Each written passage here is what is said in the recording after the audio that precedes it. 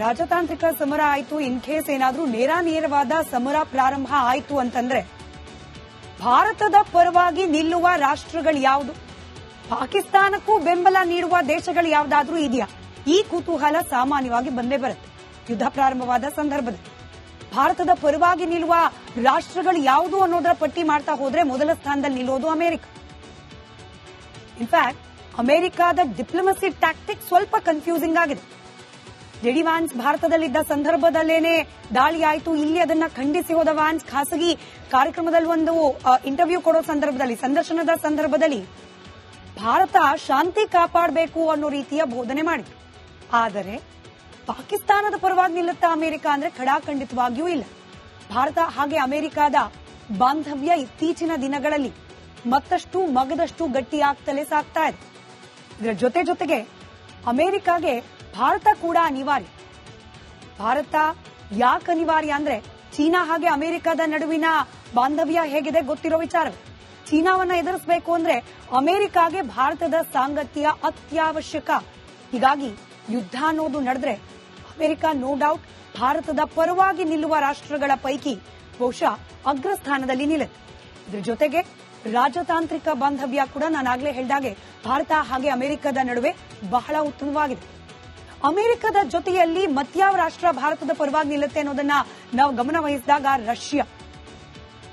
Russia ಹಾಗೆ ಭಾರತ ಉಭಯ ರಾಷ್ಟ್ರಗಳ ಬಾಂಧವ್ಯ ಕೂಡ ಅತ್ಯಂತ ಉತ್ತಮ ಸ್ಥಾನದಲ್ಲಿದೆ. ಇನ್ಫ್ಯಾಕ್ಟ್ ರಷ್ಯಾ ಹಾಗೆ ಉಕ್ರೇನ್ ನಡುವೆ ಯುದ್ಧ ಪ್ರಾರಂಭವಾದ ಸಂದರ್ಭದಲ್ಲಿ ರಷ್ಯಾ ಮೇಲೆ ಅನೇಕ ನಿಬಂಧನೆಗಳನ್ನ ವಿಧಿಸಿತು ಪ್ರಪಂಚದ ಅನೇಕ ರಾಷ್ಟ್ರಗಳು. ವ್ಯವಹಾರಿಕ ಸಂಬಂಧಗಳಿಗೆ ಫುಲ್ ಸ್ಟಾಪ್ ಇಡೋ ಪ್ರಯತ್ನವನ್ನ ಕೆಲ ರಾಷ್ಟ್ರಗಳು ಮಾಡ್ತು. ಆದ್ರೆ ತೈಲೋತ್ಪನ್ನಗಳ ಖರೀದಿ ನಾವು ಯಾವುದೇ ಕಾರಣಕ್ಕೂ ನಿಲ್ಲಿಸೋದಿಲ್ಲ ಅಂತ ಹೇಳೋ ಮೂಲಕ ಭಾರತ ರಷ್ಯಾ ಪರವಾಗಿ ನಿಲ್ತು. ಈ ಕಾರಣಕ್ಕೂ ಕೂಡ ರಷ್ಯಾ ಯುದ್ಧ ಅನ್ನೋದು ನಡೆದ ಸಂದರ್ಭದಲ್ಲಿ ಭಾರತದ ಪರವಾಗಿ ನಿಲ್ಲುವ ರಾಷ್ಟ್ರಗಳ ಪೈಕಿ ತಾನು ಕೂಡ ಗುರುತಿಸಿಕೊಳ್ಳುತ್ತೆ.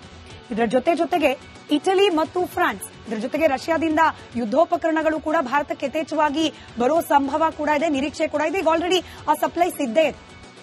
ಹಾಗೆ ಇದರ ಜೊತೆಯಲ್ಲಿ ಇಟಲಿ ಮತ್ತು ಫ್ರಾನ್ಸ್ ರಾಷ್ಟ್ರಗಳು, ಇಟಲಿ ಮತ್ತು ಫ್ರಾನ್ಸ್ ಕೂಡ ಭಾರತದ ಪರವಾಗಿ ನಿಲ್ಲೋದ್ರಲ್ಲಿ ಯಾವುದೇ ಅನುಮಾನ ಇಲ್ಲ.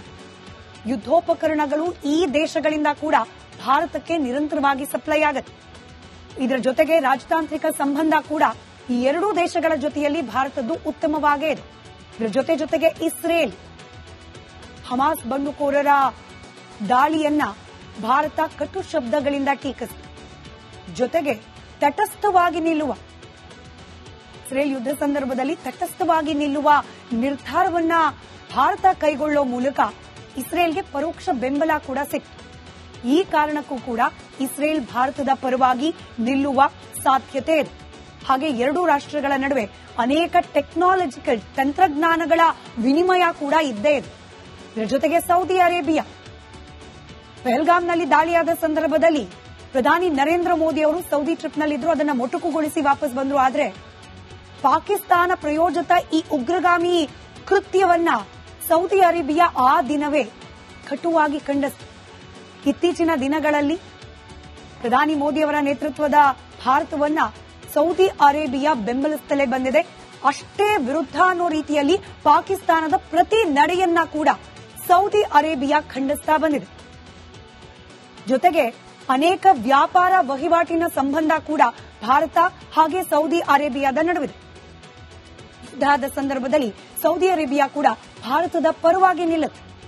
ಹಾಗಾದ್ರೆ ಪಾಕಿಸ್ತಾನದ ಪರವಾಗಿ ಯಾರು ನಿಲ್ತಾರೆ? No doubt China. ಒಂದ್ ರೀತಿಯಲ್ಲಿ ಭಿಕಾರಿ ಅನ್ನಿಸ್ಕೊಂಡಿರುವ ಪಾಕಿಸ್ತಾನವನ್ನ ಪೋಷಿಸ್ತಾ ಇರೋದೇನೆ ಚೀನಾ. ಹಣ ಕೊಟ್ಟು ಪಾಕಿಸ್ತಾನವನ್ನ ತನ್ನ ಕೈಗೊಂಬೆ ಮಾಡಿಕೊಂಡಿರೋದೇ ಚೀನಾ. ಆದ್ರೆ ಜಾಗತಿಕ ಮಟ್ಟದಲ್ಲಿ ವಿರೋಧ ವ್ಯಕ್ತವಾಗುವ ಆತಂಕದಿಂದ ಡೈರೆಕ್ಟ್ ಬೆಂಬಲ ಪಾಕಿಸ್ತಾನಕ್ಕೆ ಯುದ್ಧದ ಸಂದರ್ಭದಲ್ಲಿ ಚೀನಾ ನೀಡೋದು ಸ್ವಲ್ಪ ಡೌಟ್ಫುಲ್. ಆದ್ರೆ ಪಾಕಿಸ್ತಾನಕ್ಕೆ ಬೇಕಾದ ಯುದ್ಧೋಪಕರಣಗಳನ್ನ ಹಾಗೆ ಬೆಂಬಲವನ್ನ ಚೀನಾ ನೀಡುತ್ತೆ ಅನ್ನೋದ್ರಲ್ಲಿ ಯಾವುದೇ ಅನುಮಾನ ಇಲ್ಲ. ಕೆಲವೇ ನಿಮಿಷಗಳ ಹಿಂದೆ ಜಯಪ್ರಕಾಶ್ ಶೆಟ್ಟರ್ ವಿವರಿಸುವಾಗ ಭಾರತ ಅತಿ ದೊಡ್ಡ ಮಾರ್ಕೆಟ್ ಚೀನೋತ್ಪನ್ನಗಳಿಗೆ, ಚೀನಾದಲ್ಲಿ ಉತ್ಪನ್ನ ಆಗೋ ಅನೇಕ ವಸ್ತುಗಳಿಗೆ. ಹೀಗಾಗಿ ಇಂಥ ಒಂದು ದೊಡ್ಡ ಮಾರುಕಟ್ಟೆಯನ್ನ ಕಳ್ಕೊಳ್ಳೋ ನಿರ್ಧಾರಕ್ಕೆ ಚೀನಾ ಬರುತ್ತಾ? ಆಲೋಚನೆ ಅಂತೂ ಮಾಡುತ್ತೆ. ನೇರವಾಗಿ ಪಾಕಿಸ್ತಾನದ ಪರವಾಗಿ ನಿಂತುಬಿಟ್ರೆ ಭಾರತದ ಜೊತೆಗಿರುವ ಈ ವಾಣಿಜ್ಯ ವಹಿವಾಟಿಗೆ ಕೊಕ್ ಬೀಳೋ ಸಾಧ್ಯತೆ ಇದೆ. ಹೀಗಾಗಿ ಚೀನಾ ಅಲ್ಲೂ ಕೂಡ ಅಳೆದು ತೂಗಿ ಪಾಕಿಸ್ತಾನದ ಪರವಾಗಿ ನಿಲ್ಲುವ ಸಾಧ್ಯತೆ ಇದೆ. ಇದರ ಜೊತೆಗಿರುವ ಆತಂಕ ಅಂದ್ರೆ ನೇರವಾಗಿ ಪಾಕಿಸ್ತಾನದ ಜೊತೆಯಲ್ಲಿ ಯುದ್ಧಕ್ಕೆ ಇಳಿದು ಬಿಟ್ರೆ ಚೀನಾ ಅಮೆರಿಕ ಕೆರಳಿ ಕೆಂಡವಾಗುವ ಸಾಧ್ಯತೆ ಇದೆ. ಜೊತೆಗೆ ಮಹಾಯುದ್ಧದ ಆತಂಕ ಕೂಡ ಚೀನಾಗೆ ಇದ್ದೇ ಇದೆ. ಹೀಗಾಗಿ ಪ್ರತ್ಯಕ್ಷವಾಗಿ ಅಲ್ಲದೆ ಹೋದ್ರೂ ಪರೋಕ್ಷವಾಗಿ ಚೀನಾ ಪಾಕಿಸ್ತಾನಕ್ಕೆ ಬೆಂಬಲವನ್ನ ನೀಡಬಹುದು. ತುರ್ಕಿಯ ದೇಶ ಕೂಡ ಒಂದಷ್ಟು ಆರ್ಮ್ಸ್ ಅಂಡ್ ಅಮ್ಯುನಿಷನ್ ಸಪ್ಲೈ ಮಾಡ್ತಿರೋದ್ರಿಂದ ಆ ದೇಶ ಕೂಡ ಪಾಕಿಸ್ತಾನದ ಪರವಾಗಿ ನಿಲ್ಲುವ ಸಾಧ್ಯತೆ ಇದೆ. ಇದರ ಜೊತೆಗೆ ಅಜರ್ಬೈಜಾನ್, ಅರ್ಮೇನಿಯಾ ಹಾಗೆ ಅಜರ್ಬೈಜಾನ್ ಯುದ್ಧ ನಡೀತಾ ಇತ್ತು. ಆಗ ನೇರವಾಗಿ ಸೈನ್ಯದ ನೆರವನ್ನ ನೀಡಿತು ಪಾಕಿಸ್ತಾನ. ಋಣ ಸಂದಾಯ ಅನ್ನೋ ನಿಟ್ಟಿನಲ್ಲಿ ಈ ದೇಶ ಕೂಡ ಪಾಕಿಸ್ತಾನದ ಪರವಾಗಿ ನಿಲ್ಲೋ ಸಾಧ್ಯತೆ ಇದೆ. ಇದು ಭಾರತ ಹಾಗೆ ಪಾಕಿಸ್ತಾನಕ್ಕೆ ಯಾವೆಲ್ಲ ದೇಶಗಳು ಬೆಂಬಲವಾಗಿ ನಿಲ್ಲಬಹುದು ಅನ್ನೋದ್ರ ಒಂದಷ್ಟು ಸಂಕ್ಷಿಪ್ತ ವರದಿ. ಇನ್ನು ಕರ್ನಾಟಕ ಪ್ರೈಮ್ ಟೈಮ್ ನಲ್ಲಿ ಈಗ ಬ್ರೇಕ್ನ ಸಮಯ. ಬ್ರೇಕ್ ಆದ ಮತ್ತೊಂದ್ ಕಡೆ ರಾಜತಾಂತ್ರಿಕ ಸಮರ ಆಯ್ತು. ಇನ್ ಕೇಸ್ ಏನಾದ್ರೂ ನೇರವಾದ ಸಮರ ಪ್ರಾರಂಭ ಆಯ್ತು ಅಂತಂದ್ರೆ ಭಾರತದ ಪರವಾಗಿ ನಿಲ್ಲುವ ರಾಷ್ಟ್ರಗಳು ಯಾವುದು, ಪಾಕಿಸ್ತಾನಕ್ಕೂ ಬೆಂಬಲ ನೀಡುವ ದೇಶಗಳು ಯಾವ್ದಾದ್ರೂ ಇದೆಯಾ? ಈ ಕುತೂಹಲ ಸಾಮಾನ್ಯವಾಗಿ ಬಂದೇ ಬರುತ್ತೆ. ಯುದ್ಧ ಪ್ರಾರಂಭವಾದ ಸಂದರ್ಭದಲ್ಲಿ ಭಾರತದ ಪರವಾಗಿ ನಿಲ್ಲುವ ರಾಷ್ಟ್ರಗಳು ಯಾವುದು ಅನ್ನೋದರ ಪಟ್ಟಿ ಮಾಡ್ತಾ ಹೋದ್ರೆ ಮೊದಲ ಸ್ಥಾನದಲ್ಲಿ ನಿಲ್ಲೋದು ಅಮೆರಿಕ. ಇನ್ಫ್ಯಾಕ್ಟ್ ಅಮೆರಿಕದ ಡಿಪ್ಲೊಮಸಿ ಟ್ಯಾಕ್ಟಿಕ್ ಸ್ವಲ್ಪ ಕನ್ಫ್ಯೂಸಿಂಗ್ ಆಗಿದೆ.